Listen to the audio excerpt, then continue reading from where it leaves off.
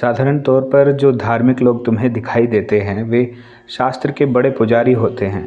उनके हिसाब से यदि शास्त्र का पूजन तुम नहीं करो तो तुम धार्मिक हो ही नहीं। और शास्त्र में लिखी बातों पर कोई प्रश्न यदि तुम करते हो तो भी तुम धार्मिक नहीं हो। प्रश्न तुम्हें करना ही नहीं चाहिए और उन बातों को अपने जीवन में यूँ का त्यों जैसे का तैसा मान ही लेना चाहिए।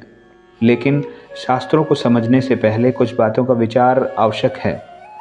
पहली बात तो यह है कि शास्त्रों का जन्म पहले हुआ या अनुभव का जन्म पहले हुआ। इन शास्त्रों की उत्पत्ति कैसे हुई और कब हुई। यदि तुम गौर से देखो तो चाहे वे नानक हों, ईसा हो, मोहम्मद हो, कृष्ण हो, इन सभी में अनुभव का जन्म पहले हुआ, उसके बाद इन्होंने शास्त्रों की रचना की या करवाई। शास्त्र का जन्म अनुभव के बाद में हुआ है। लेकिन फिर भी तुम्हारे पंडित तुम्हें शास्त्रों को ऊपर रखने को क्यों कहते हैं अनुभव से? क्योंकि उसके बिना उनकी दुकान नहीं चल सकती। यदि तुम अपने अनुभव को ऊपर रखने लगो तो तुम प्रश्नों की बाढ़ ला दोगे तुम्हारे धर्म गुरुओं के लिए। इस कारण से उनका शास्त्रों से तुमको चिपकाना बड़ा ही आवश्यक है उनकी दुकान के लिए। दूसरी बात, तुम्हारे धर्म गुरु जो तुमसे कहते हैं कि शास्त्र को ऊपर रखना चाहिए अपने अनुभव से, वे एक बात को लेकर बड़े ही निश्चित हैं कि उस शास्त्र का जो अर्थ है वे इन धर्म गुरुओं को बड़ा ठीक ठीक समझ आ रहा है।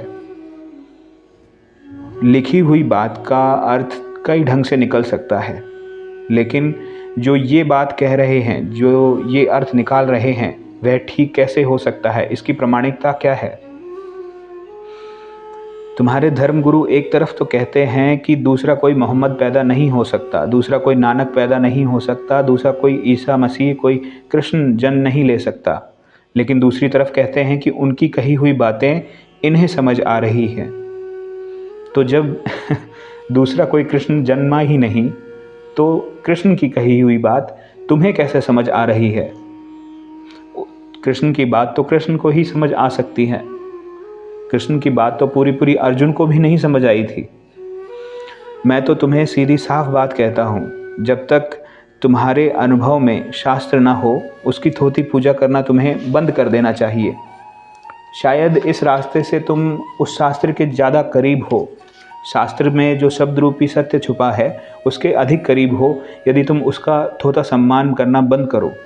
अभी तो तुम दूसरे को देख देख कर उसके पीछे पड़े हो, पूजन में लगे हो। जैसे एक परीक्षा में कोई बालक टीपने में लगा हो, उत्तरों को साझा करने में लगा हो। लेकिन मैं तुम्हें बता दूं कि परमात्मा की परीक्षा में टीपना नहीं चलता। यदि तुम वहाँ टीपोगे, दूसरे की कॉपी करोगे, तो वहाँ तुम फेल ही समझो। यदि पास होना है तो सत्य के अनुभव को जन्म दो, स्वयं के अनुभव को जन्म दो। वही तुम्हें उधारी के बोझ से, इन मान्यताओं से मुक्ति दे सकती है और वही तुम में स्वयं का आनंद जगा सकता है।